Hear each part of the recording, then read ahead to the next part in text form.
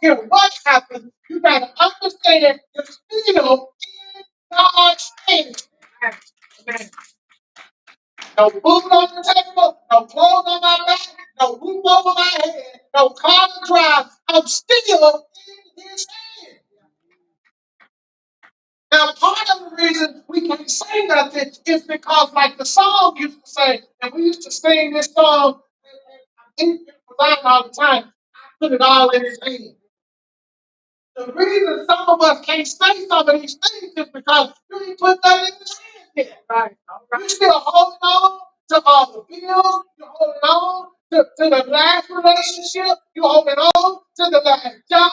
You're holding on to the old raggedy car. You're holding on to your thinking and your will. You're holding on to all that stuff instead of understanding no matter what happens, I'm in his hand. I'm in his hand because I put it all in his hand. I'm in his hand because I surrendered to him. I'm in his hand because I decided long ago that I would follow Jesus no matter what.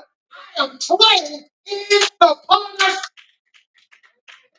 name. All right. Let's understand that. Understand that. Play in the Father's name. I had 3 things. That's 2 of them already. So this is the last. If you understand that you are a vessel, you understand it. A vessel in the hands of God. And no matter what happens, I'm in his hands. Right? See, the vessel that he made was marred. Remember, the vessel that he made was marred.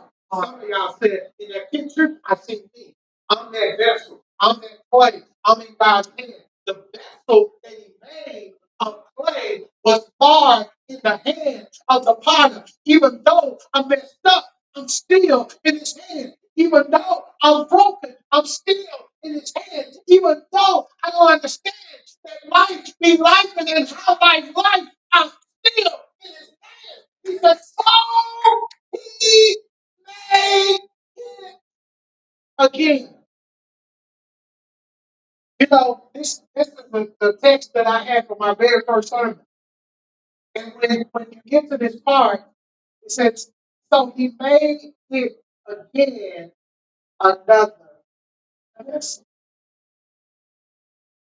But it didn't say he threw it away and started over. It says the clay was marred in the hand of the potter. I got to put out those, but I'm still in his hand. The car got repossessed, but I'm still in his hand. I lost the job, but I'm still in his hand. They said they don't want me to be the pastor no more, but I'm still in his hand. It's the same clay, but he made it over another vessel.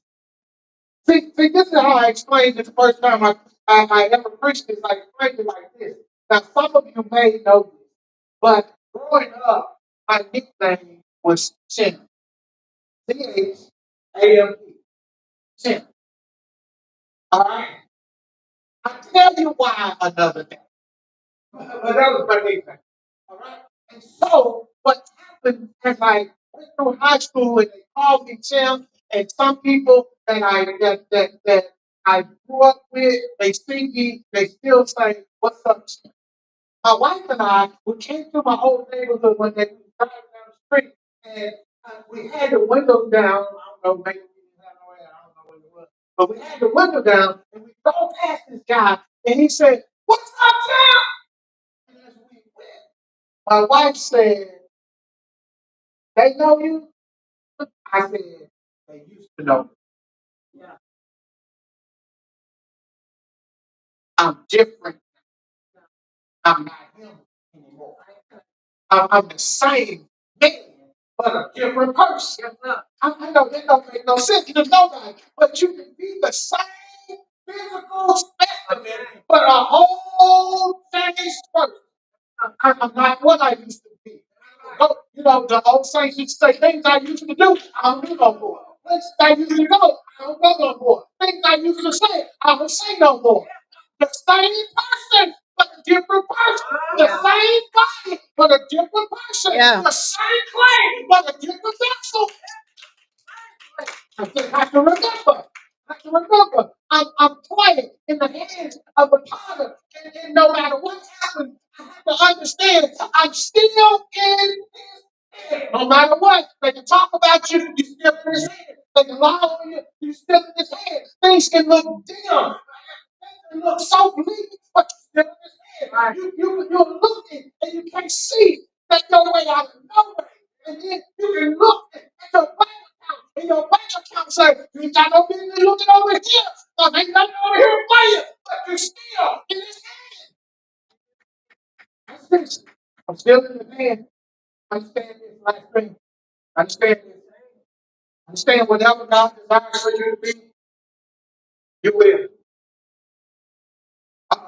Got to say that on that either.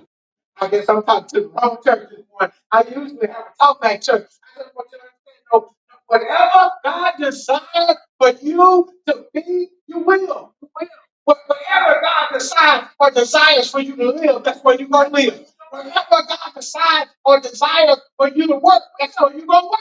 Whatever God desires for your life, you have been predestined. God will make it happen some kind of way. We saw this morning in Sunday school, Joseph had a dream. Joseph told his family about the dream. Brothers got mad. Oh, he think he is. How about he gonna run something? He's gonna run me. And dad even said, wait a minute, are you trying to tell me? He didn't know mama gonna be something to you. See, his brothers thought, if we do this, they saw him coming and they said, let's kill this dreamer. But happened to the dream. They was fighting to kill him, but then they said, well, one of the brothers said, no, that's not do that. So they decided that they were going to do some other things. He ends up on his brother, going to go back and kill him. But it happened, somebody was coming by. They saw him and they pulled him up. He gets good money for this boy. And so we're gonna sell him. And they sold him into slavery. So he beat slave. And then he goes wrong and he ends up as Potiphar's house now as a slave. And Potiphar's wife wanted him and he wouldn't give her what she wanted. And she lied on him and said he tried to rape her. So he ended up in jail. Now he's in prison. And so he found favor. He found favor with Potiphar. He found favor in the prison. He found favor with the people in the prison. And they made him like trustee. And so then Pharaoh dreamed a dream. But before Pharaoh dreams the dream, two other people in prison with them, the cupbearer and the baker, what they dreamed dreams, and they couldn't figure out what the dream was. And instead they got sad because they didn't have nobody to interpret the dream. Joseph over there, and he's watching and said, okay, wait a minute. I don't like to see folks sad. So Joseph said, okay, tell me the dream. And they told Joseph the dreams that they had, and Joseph interpreted the dreams. Now he said to the cupbearer, I got good news. He said, in 3 days you're gonna be restored. My God. To your my God. He said to the baker, I used to be a baker, so I'm sad to say this myself. He said to the baker, your news ain't so good. He said 3 days.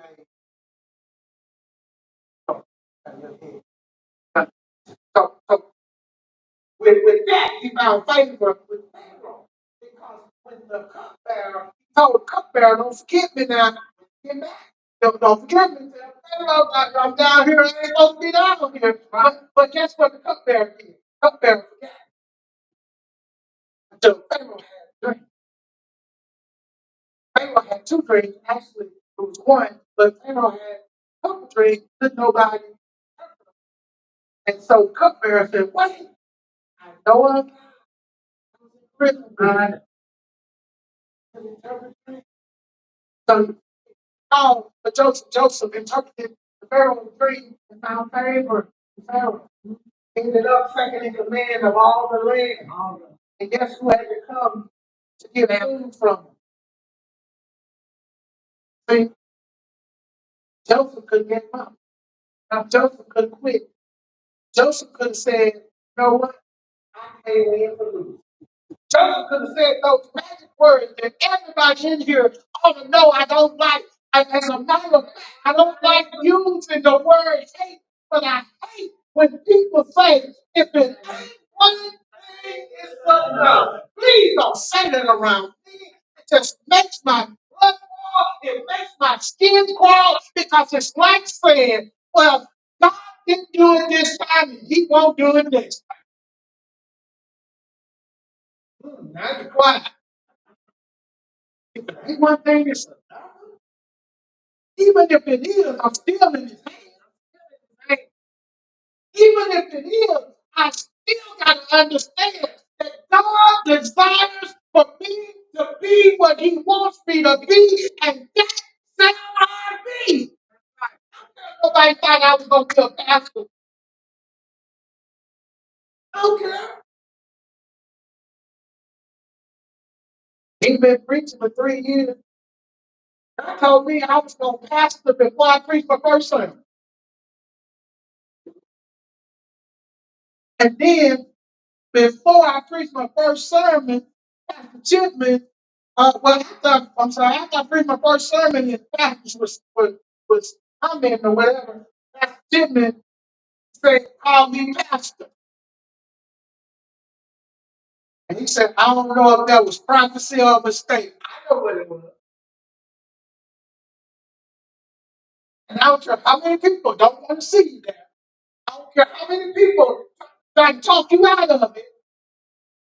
I don't care how many people try to make you feel bad about doing it. And I don't care how many people try to make you leave.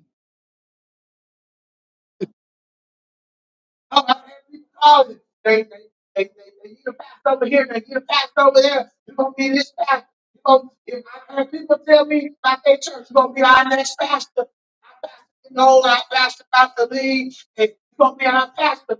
What God desires for you, that's what you'll do.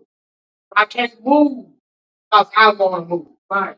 You can't move because you want to move. Right. What we have to do, and I'm done with you today, what we have to do is just yield as clay in the potter's hand and allow the potter to do with us whatever he chooses to do with us. I want the Father to wrap his hand. Look at that picture. I want the Father to wrap his hand around me, shape, fold, make me into whatever it is you want me to be. And I tell you one thing that I've learned in the last 30 years of ministry, and that is it ain't always fun and games. It ain't always peaches and cream, and you don't always feel good.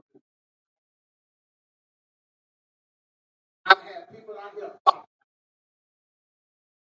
I've had people I love lying. But I'm in this. I ain't mad. I ain't bitter. I had people that I helped when it was my turn to be helped. They didn't help. I had people that knew how to. I had people, matter of fact, I had people that knew how to do like social media stuff and uh, printing stuff like flyers and logos and all that. They know how to do it. They do it all the time. But when I ask for help, they never got to do it. They never help. I have to realize I'm not in there. I'm in God. We are not in there. We're in our Father God.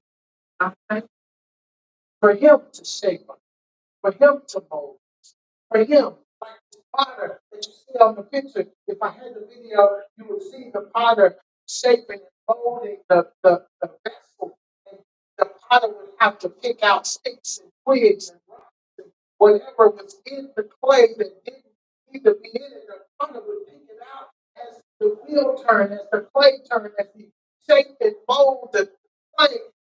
Took out all the impurities, all the things that was wrong. The potter would begin to take that stuff out. And in the end, what you see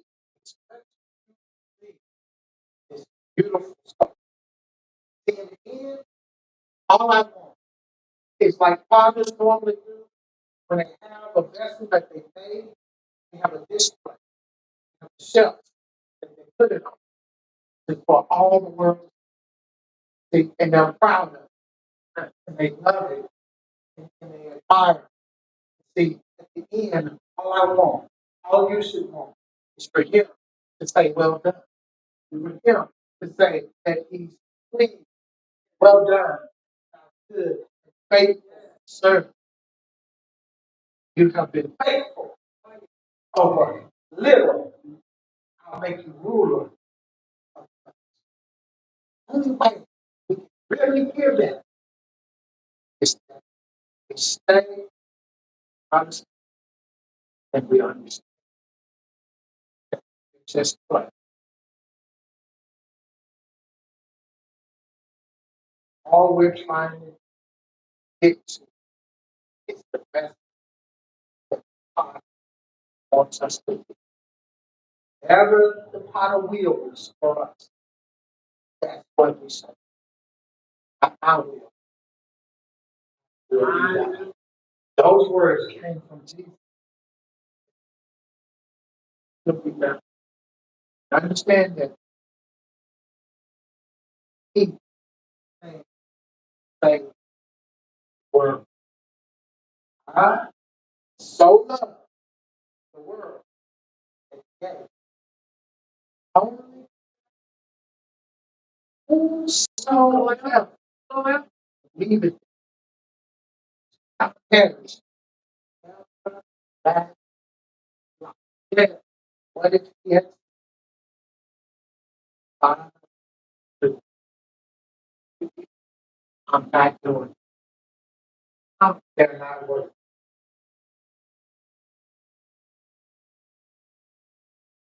All of that would have been true. We're not.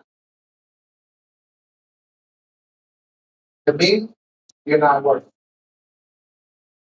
You, not. But to him, we've been there. So glad that Jesus he not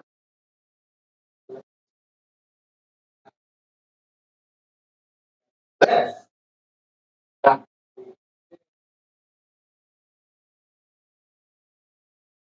so glad that the last thing, brokenness is in